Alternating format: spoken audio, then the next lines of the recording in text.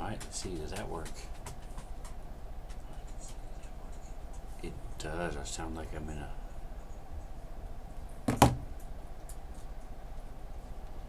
basement, but it works. Let's see. Alright, well cool, that works. Now the my Schwen cam is a little bit smaller than it should be. You're welcome. Alright, let's bring this down. Down. There we go. Alright, close enough. Okay, last thing I want to do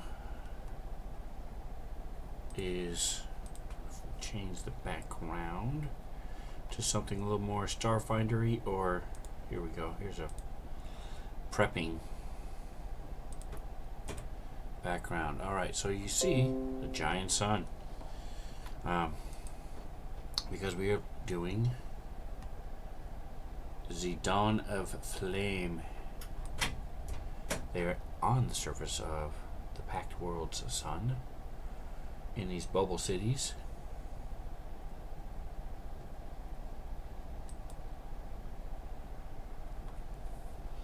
And what they are trying to do is they're trying to find a ship to go deeper into the sun. Go to my images. So if we go over here, let's go ahead and expand these a little bit bigger for you guys. Alright, so under campaign, images, open up, just search for a bubble.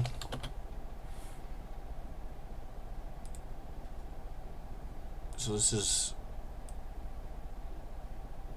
one view of the types of cities there are. The sun is directly below this. This is actually within the corona of the sun, to give you an idea.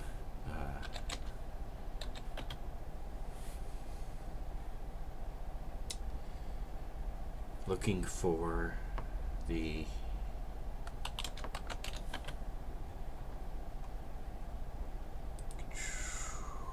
here's another version of the same thing, just the ships flying toward it.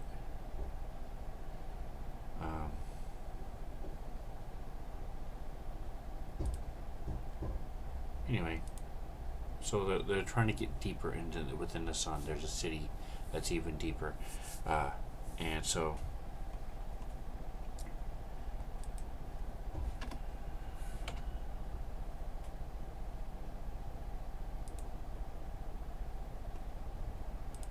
pulling up the combat tracker, taking a look and see. That's right. So they were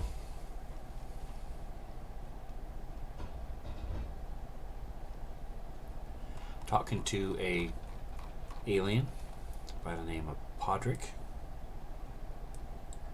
Looks like this guy.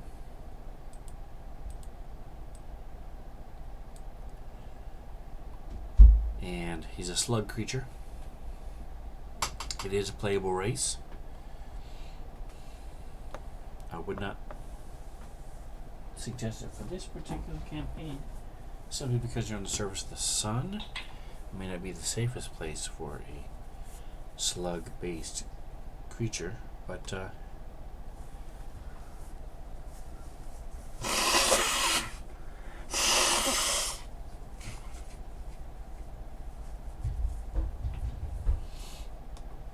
I did listen to a podcast that had one of these. A source of humor, absolutely. He went just really leaned into the gross aspect of a slug creature, and it was humorous. So on the way to they found out that a person did make a ship that in theory went down below and came back with some artifacts.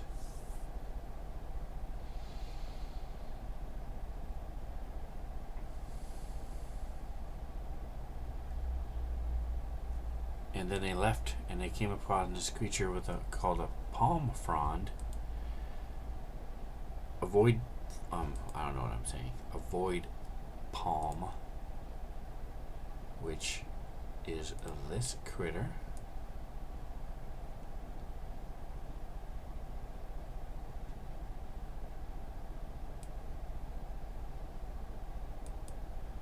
And I decided to help out the person.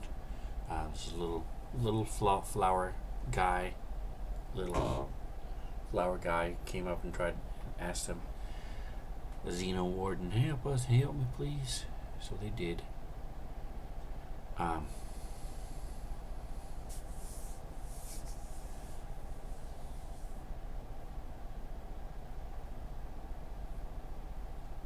Alright, so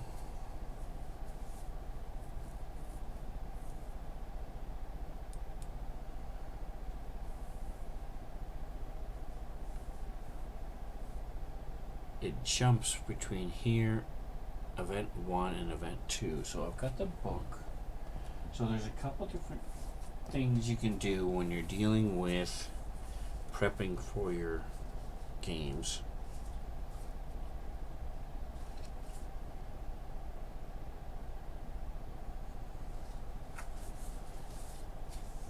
And it depends on how much homebrew, how much off the written adventure you want to go. And so in this particular case,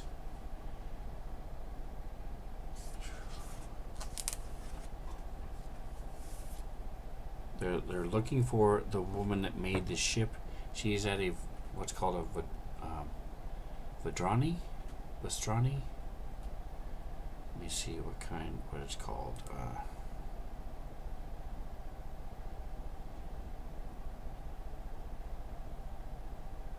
It's a gambling complex that's run by a bunch of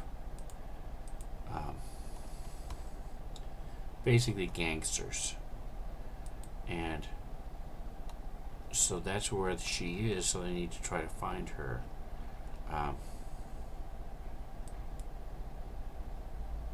Vastrani, V-E-S-T, Vastrani Gaming Complex. Alright, so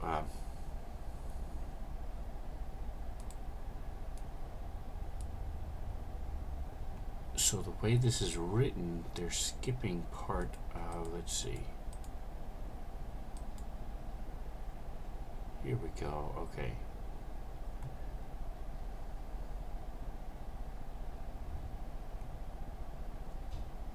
Take a look at the map.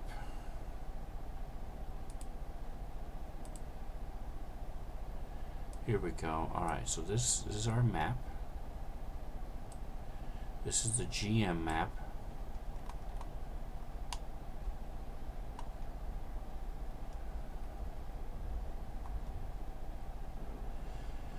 They nicely divided these up.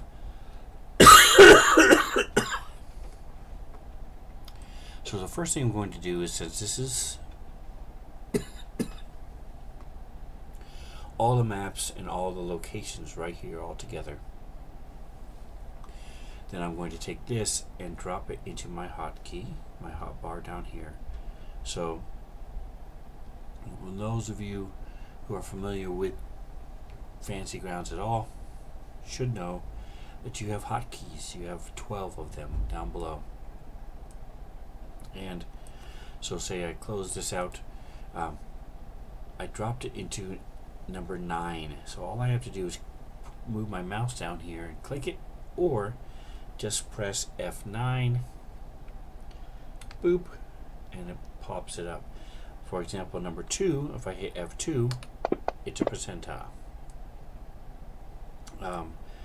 Number 1, I have a NPC random generator for personalities and stuff, and I have, so it doesn't even open the table, it just rolls on a table for me. And number 4, boom, F4 is the banner, Dawn of Flame.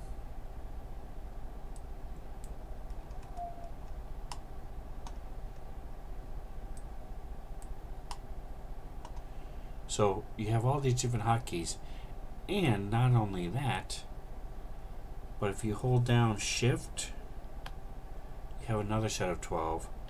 Control, another set. Alt is another set. So that's 4 sets of 12 so far. Then, if you hold down Control Alt, that's number 5. Shift Alt is number 6. Shift Control, number 7. And then Control Shift Alt is number 8. So there are 8 sets of 12 that you can use to put various hotkeys and things to hotkeys. So they can also be, so as you can see, there's roles, they can be saving throws, perception. As a player, I typically use things like perception, initiative, pass turn, so that it moves it in the combat tracker. So those are the 3 things I'll typically have down there. Conditions, so the list of conditions. So if I get restrained, oh yeah, what does restrained do in this one? What does grappled mean? What does stunned mean? I have the conditions, so I pull them up. Just like that. Conditions. Conditions. Conditions. Anyway, so the point is, hotkeys are your friend. As a DM, hotkeys are your friends. All of my campaigns have similar hotkeys. I have conditions in all my campaigns as a DM and as a player, actually. And then I have the map we're currently on, and then I would normally have the Sun Cities. Here we go. What is this? There we go. That's the one I was looking for. Ho, ho, ho. So here's the side view. Here's the top view. I'm going to pin both of these in here so that I can find them from each other. So what I did is I took the piezo symbol, it might be a shield if you're using D&D, drug it, and then let go, and that makes a pin. You can right click on said pin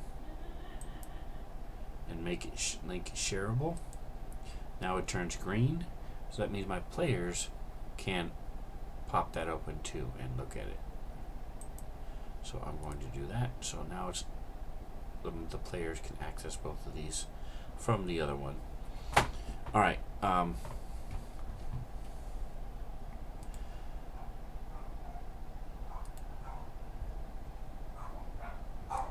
So what I had done is I took the encounter that was sort of theater of the mind, and I threw it out onto a map. So I'm going to throw this down here. While I'm here, I'm also going to check the calendar. So I use my calendars quite a bit. So up here in the tools where the combat tracker is and such, there's a calendar. And just by clicking this button, it puts the date and the time right there in chat so they can read it anytime your characters ask. Your players can also just open the calendar and look.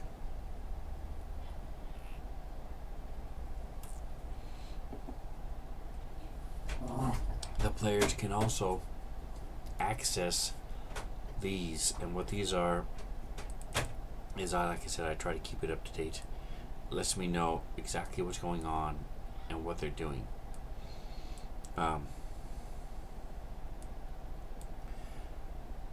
I'm going to go ahead and close this real quick because it is 5:15. So let's go ahead and minimize this. So right click. Actually, I can't. Okay, never mind. Pull up my message of the day. So in the options section here, there's a message of the day. I also want to change my user color. Okay, good, perfect. Alright, so this is my Sirenscape link. So this is the message of the day. So when the players pull up their campaign,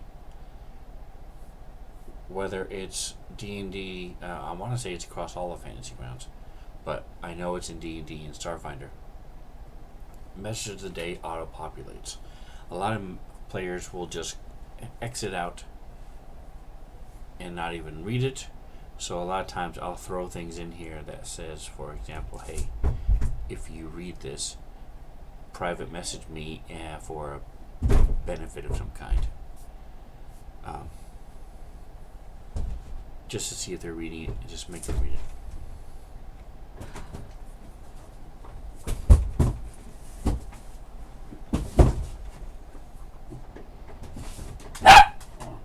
Shut up. And then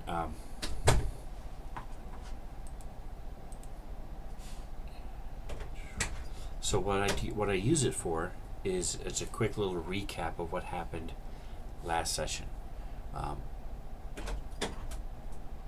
I DM 2 D&D games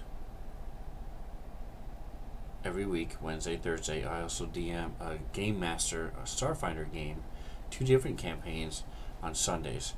I play alternating campaigns, D&D campaigns on Friday, 2 different D&D campaigns. Tuesday, Saturday, I also have D&D campaigns. So when I log on to a table, look at my character, there are times when I'm just like drawing a blank. It's like I have no idea what we did last week. I just don't remember. So having the message of the day reminds my players what happened last week. Sometimes it'll be a little blurb about what brought them to this point as well, what the overall arc is, what their concept is, and then it'll also give them the latest map. And I try to update this before I leave for the night. When I'm done DMing, I try to update it right away while it's still fresh in my mind.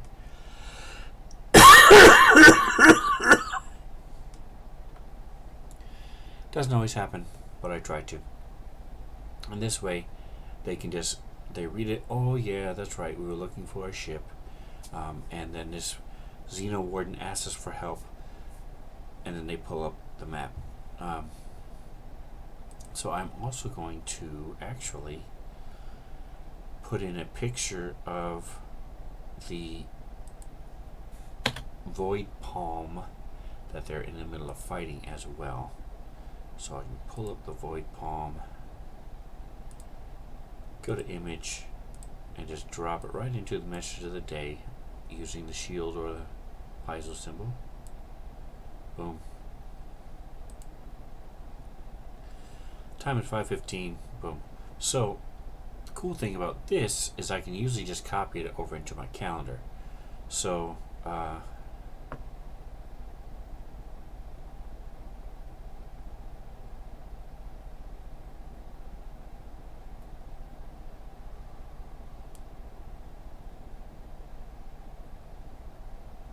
they learned that she is in Verdion at the Vestrani Gaming Complex.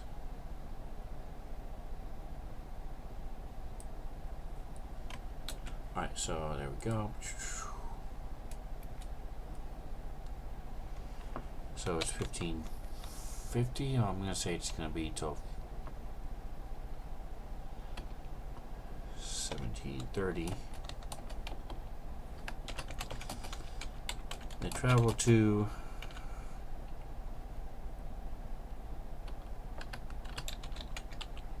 Corona and find out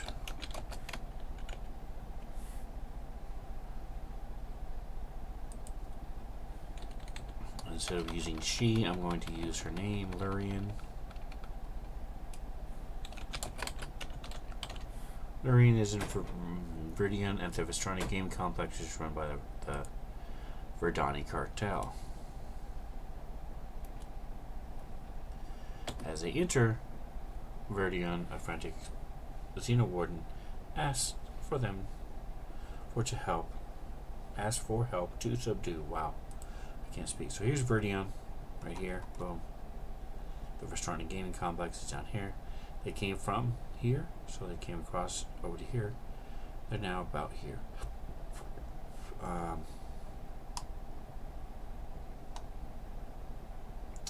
Zinlu is playing Icarus. Very cool. Alright, so let's go ahead and... So this is now up to date. This is up to date. Close it. I'm going to go to assets. See if I have a party token or not. Let's see what happens if I just put party.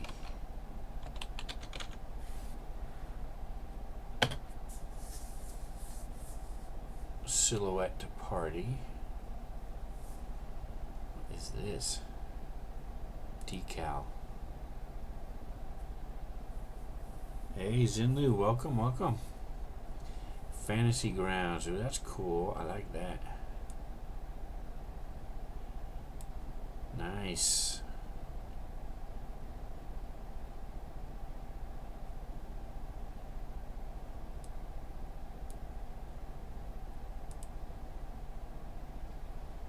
That one just doesn't say Fantasy Grounds. Very cool. I like that. Anyway, it's not the party token I was looking. Welcome, welcome, Zinlu. Your own little box.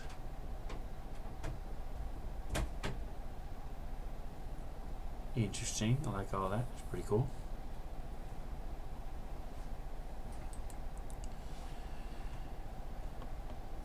Haven't heard of Icarus. I know the legend of Icarus, but not familiar with the game itself.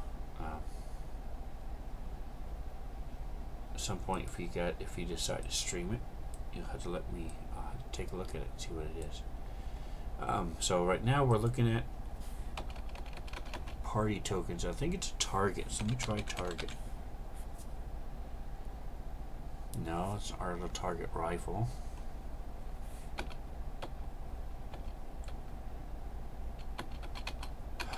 Let's go with, so we'll go back to our tokens. Select tokens up here. So now it's not showing me portraits or images, it's just showing me tokens. And let's go to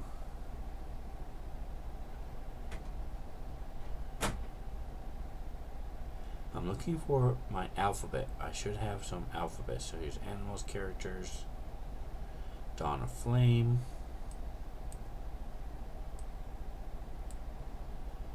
Fantasy Grounds, Meanders token set. I don't remember off the top of my head what that is.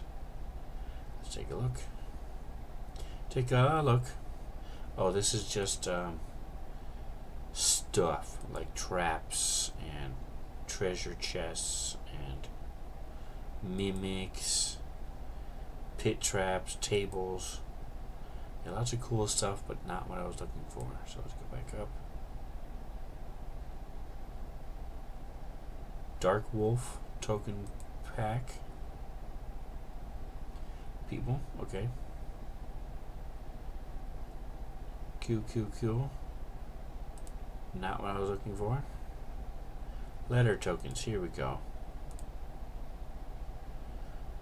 Also not what I was looking for. I may use it though, so let's go ahead and throw the P on there just to see if I can find anything before see anything else. Modern, monsters, odds and ends, saints and heroes, sci-fi, spiritual weapons, simple aura tokens. I wonder who made that. Look at that awesomeness by Robin 5e, who was in the chat for a little while. These are nice because they're clear, so you can just drop them on and you can still see everything else underneath it, which is not the case with most tokens. So I like these for like spells, cones, walls, stuff like that. And there's lots of cool colors, so I like them a lot. Robin did a good job with those, and you can buy it. I know it's on the DM's Guild. I don't know if it's on the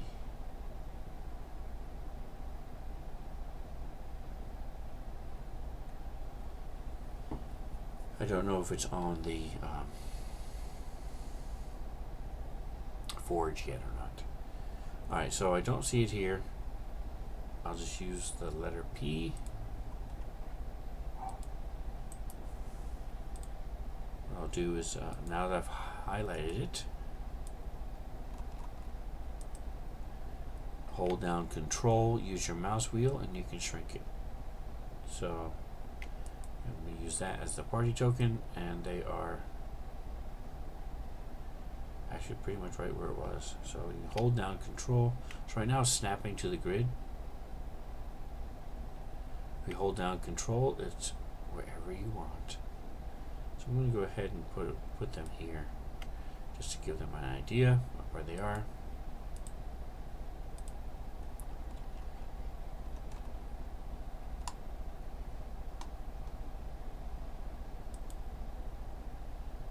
Alright, so now, as we're looking here,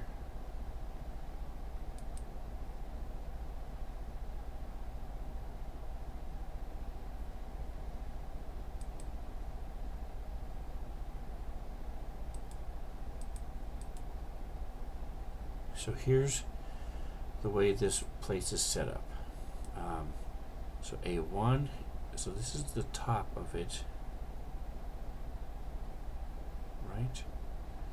Trying to figure out this map system, how it's set up. So let's go here to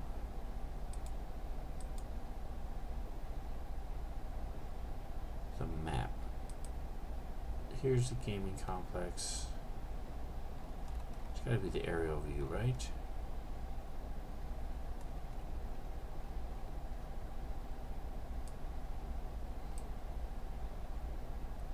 Trying to signify this into anything else. And then there's complex 1,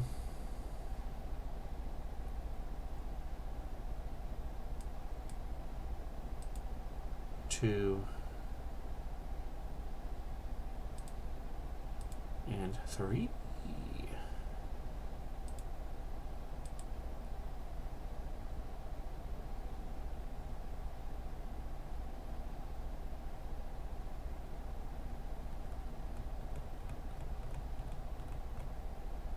Alright, so let's check this out. Let's see.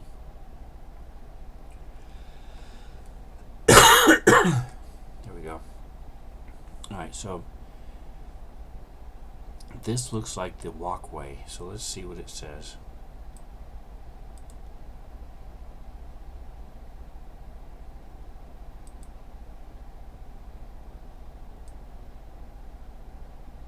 A1 is up here.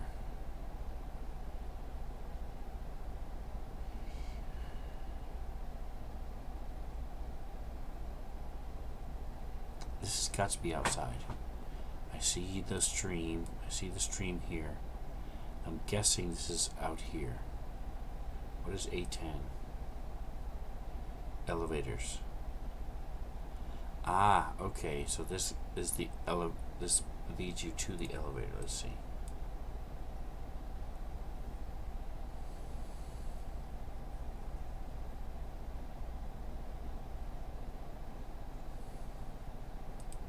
Alright, so it talks about a Kasathic having a Kasaric. Doesn't have a picture. So let's go ahead and go to here and find a Kasaric so I can show them Kasaric spot. Okay. Alright, so here's this. There's a meme out there that has this symbol and then Jurassic World underneath it, or Castrovel World or something like that. It's play on Jurassic World, or Jurassic Park, and it's really cool. It's really cool. We did this. I've fought these before. All right, so no cheating. Check your weapons and have fun. 3 rules for the service. Guest services, we're going to fix that. And then we're going to add the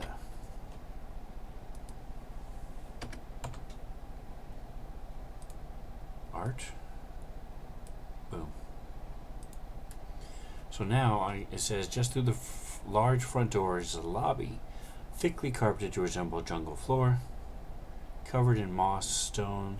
It's luxuriously soft. The space centers on a raised faux stone dais with a life-size animated hologram of a Ksark that resembles an amalgam of predatory beasts. Couple guests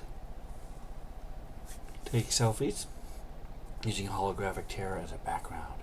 To the north, a large hologram sign above a counter reads guest services.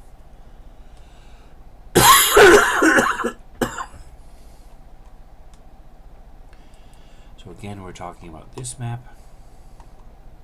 And you'll notice that this one is map. Boom. Pixelated and stuff as you zoom in. When you use this one,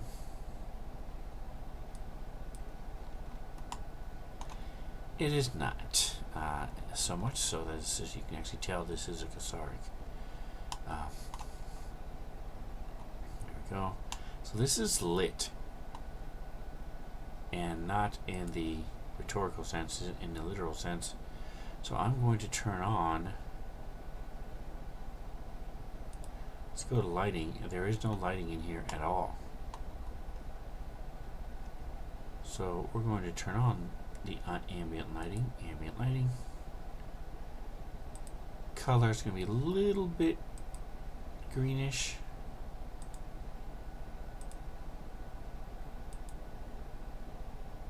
On. There we go. There's going to be a little bit greenish just because of the ambiance they're trying to set in here. So here's this. Here's the to the north, the desk with the signs. Click, click, click. People. Perfect.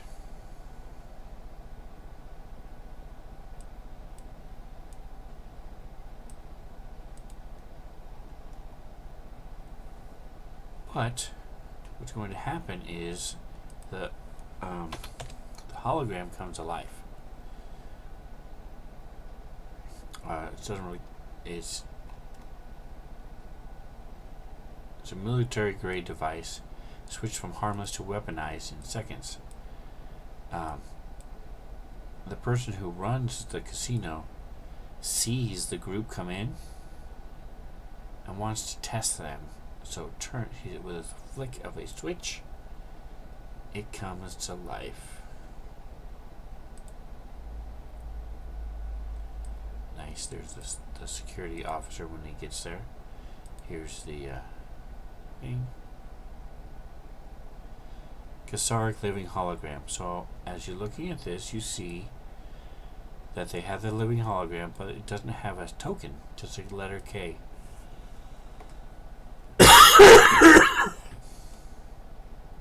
That is one of my things I don't like. Having letters as tokens. Does it destroy the game? No.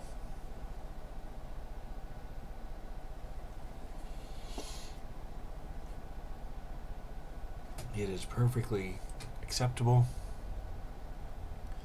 to use letter tokens. Playing live, I have used tons and tons and tons of different options when it comes to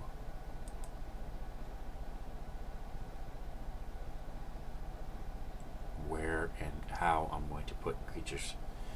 What is Galask? Let's take a look at him. Cool. Nice picture.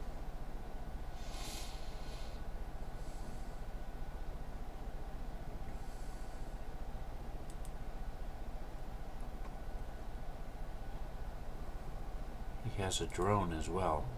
So why isn't the drone on here? We're going to put errant on there. There we go. Again, I'm going to get a drone. So let's see. Drone may also be robot. I may need to put a drone robot. There we go.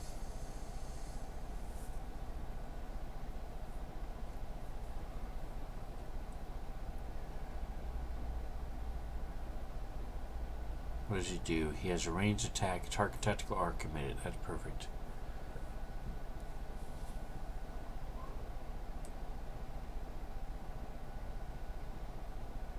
So first of all, I'm going to drop it here and open this up so that whenever I pull this out, the people always shout. Alright, so there we go. So because they didn't put his drone on there, let's go ahead and add the encounter to the combat tracker by pressing this down arrow. What that does is it lets me know where these things are. It's funny, he's a large creature, but the other one is not. Is this a large creature? Large monstrous humanoid. He is, okay. And we're going to throw Aaron's, I'm going to put him just behind him over here.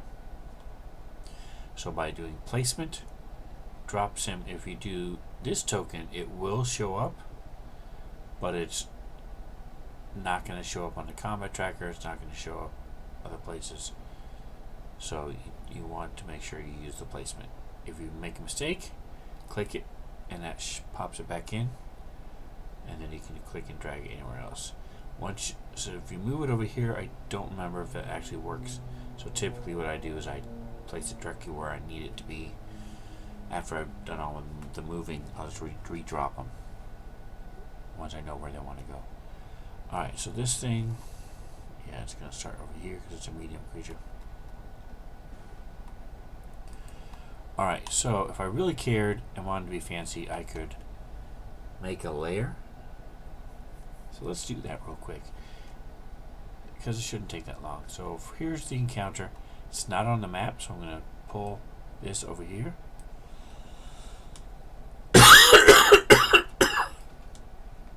I like having the encounters right there on the map. Yeah, it's in the story, but I like being able to have a link to it. So what we're going to do is we're going to add a trapdoor so that when the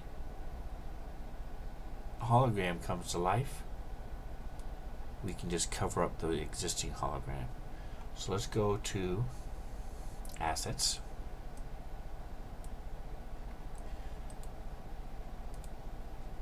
And we're going to go to All.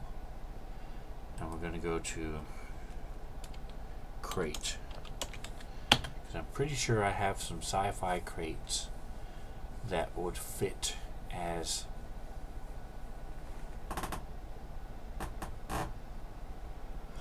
this is a crate fiend. I like these things. Like a hermit crab, but with crates. Alright, so this is the original. It's this green thing with lights.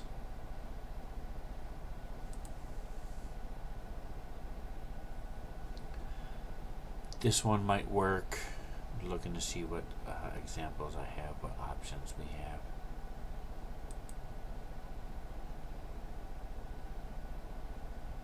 Wooden crates, hay crates.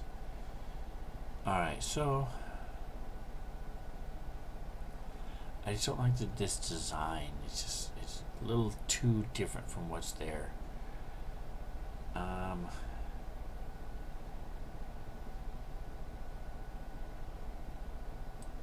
See what other choices we have. Don't have a whole lot of other choices. This one's okay. I think I might just go with this one. Let's take a look at this. Yeah, see, that's not bad. We can tweak the color a little bit, make it a little bit more greenish.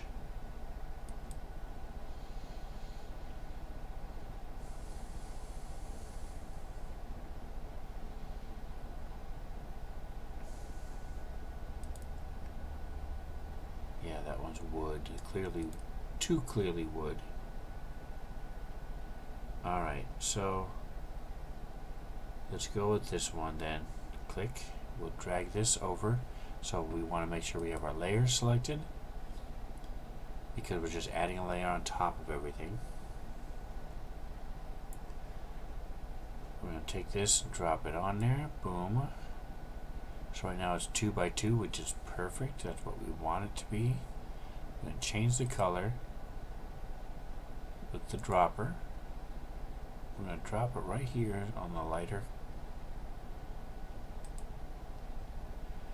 And we'll see how this looks. We'll say okay. We go on the stamp phase. We go right in the middle and boom. There you go. That's not too bad. Not too shabby. Because it is so dark to begin with, right here, you're not going to get much lighter. But it does look greener, so I like that idea better. Perfect. So we turn it off here, where it says visible to all. They come in, they see it. Ah, la la la la la la la la. Go to your combat tracker and turn this puppy on. Show NPC. Now it's there as the grid drops. Boom. And it jumps down and starts attacking. However, let's take a look at this living hologram. It says it's medium, isn't it? It's a medium. The hologram was clearly large. So I'm going to go ahead and open this up. So right here it says space and reach. I need to open it up in the close this down. So if this were the night of and I didn't have time to prep, I would just simply click here, space and reach, make it 10 with a reach of 5, and now you'll see the red is there, and you can just take and move it. Oops, go back to play mode, take the token, boom, move it up, and now it is taking up the full 4 squares red. Nothing else has changed about it except its size. It's closer to what was there. But I do want to change it on the original, in the original encounter. So we open this up, we open up the Kasaric Living Hologram, and we go here to space. Unlock it. I thought I had already changed this, but obviously not. We'll then upgrade the token. And then here, we take it and make it 10.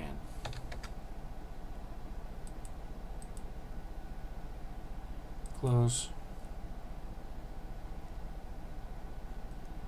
Actually, we're going to open it again and we're going to tell it wherever it says. Let's see.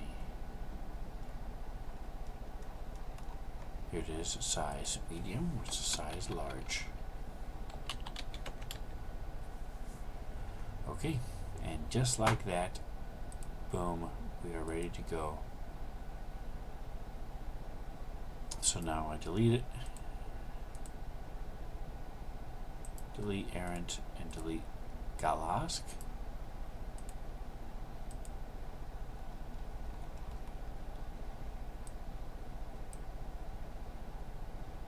So now let's go ahead and add them back in. Perfect, except we want to put him, we're going to undo the placement, delete him, we will delete him here as well, because deleting him from the table does not delete him from the combat tracker. And then we can drag and place him right in the center, boom. Alright, so we are good to go. Everything is fixed. We have our thing. We'll turn off this crate. There you go. Get rid of the drone and get rid of Galask. Alright, so we changed the lighting change the size of the token because it's supposed to be the same size as the creature here. If I wanted to be really crazy, I could even change the token itself to this. I have the software to where I could make a token of the hologram instead of a real Kasaric, but I'm going to leave it the way it is. We added the links in both on this map for the encounter. We added the drone that should have been in the encounter to begin with.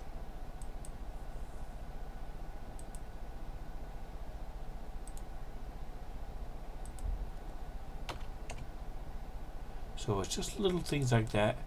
Again, is it game breaking? No. None of those things are game breaking. I could have run it just the way I had it with the maps I had.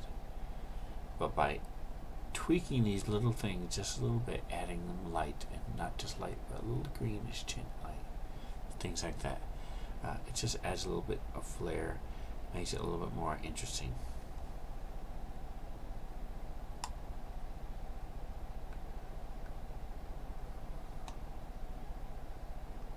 Alright, so I think that's going to do it for me. Let's see, we've been going for 45 minutes. Let's do a little bit more. Alright, so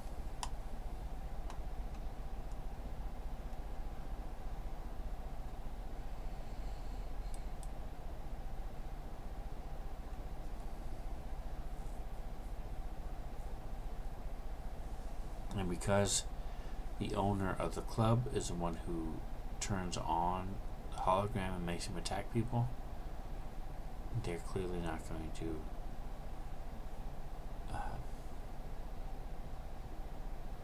the guards aren't going to immediately attack.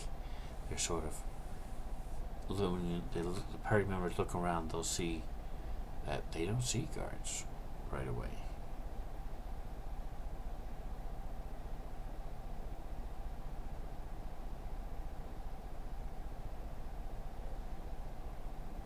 Alright, well, looking here, press pages 8 and 9. Alright. So they come in, look at that. Ew. So this is a poker chip that they have.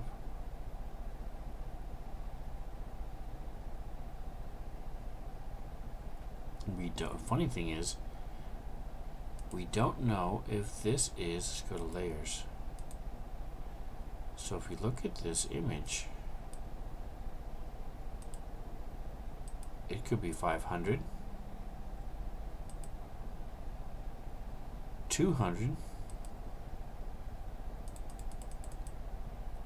5, or 2 credits, depending on how you hold it. Funny stuff. Alright, so I'm going to presume this is the edge, the end you stick it in, so this is worth 500 credits.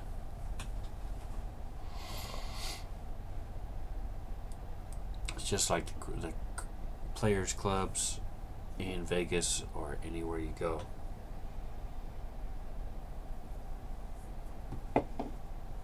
That use the cards.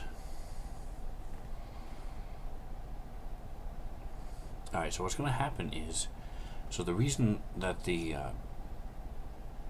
mob boss or the person, she's not running, she runs the casino, she wants to move up in the family, but it is a family. She's not part of that family. So she wants to make a name for herself while making some of the family members look bad so she can move up.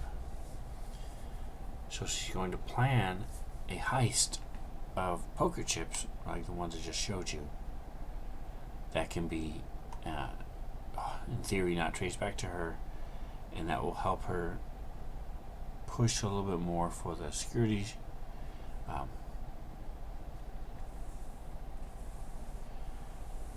so she's going to, let's see,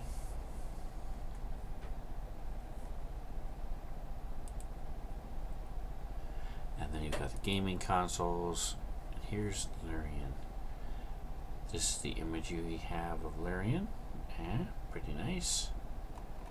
She has a data jack as well as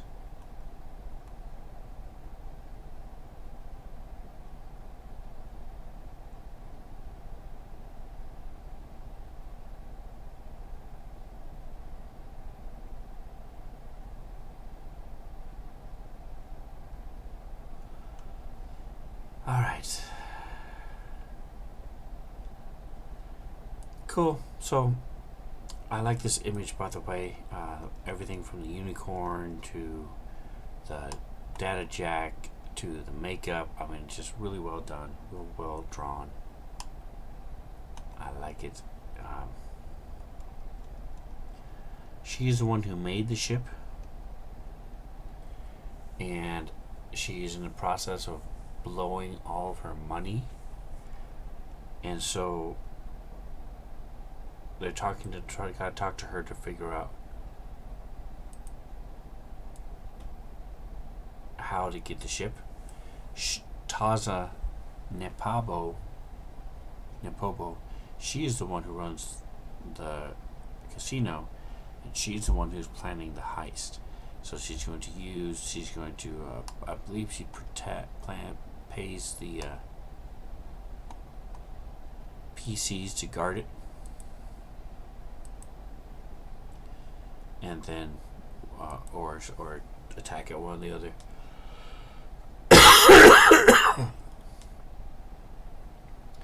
Anyway, so, and then there's different gambling games and things that they can do. Here's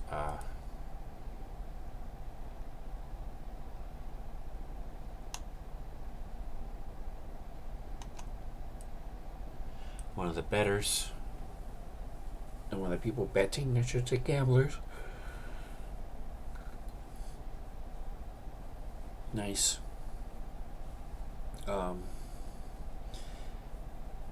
Very cool. He's a climber that doesn't use technology or magic to assist him as he climbs. All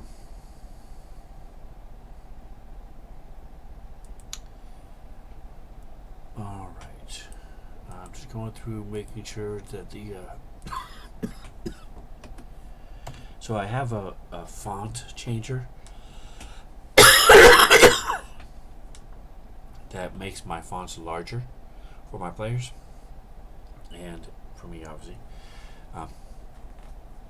I don't care. I usually shrink it back down anyway, but my players like it a lot.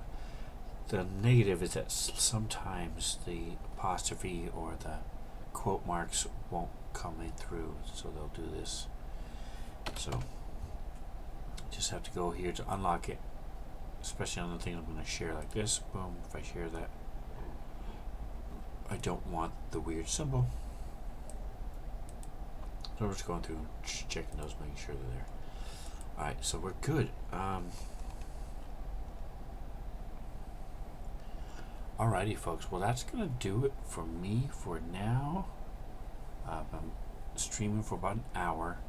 So, like I said, we made some links. We changed some layers on this map.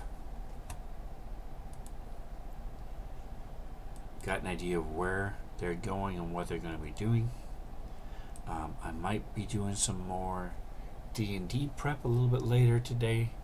I haven't quite determined exactly when that's going to be, but I have to go get some food, and so hey, if you're following or subscribing, then you'll get a notification when I pop back up, if I pop back up today. But I definitely will be popping up tonight at 7.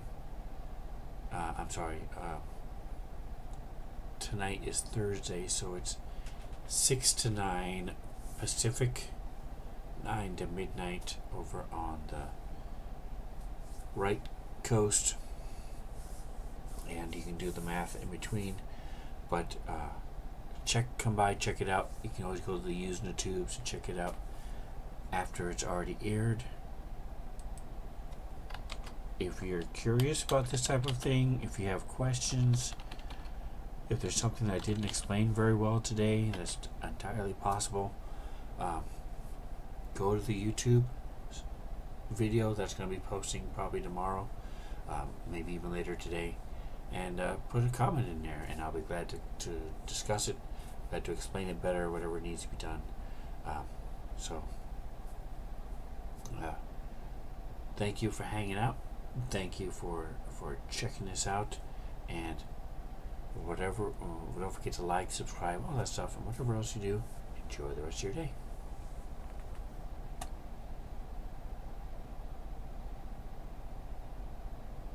You're welcome, Mrs. Inlu. Appreciate you stopping by and saying hi. I know in the middle of doing other stuff, so I appreciate you. Thank you.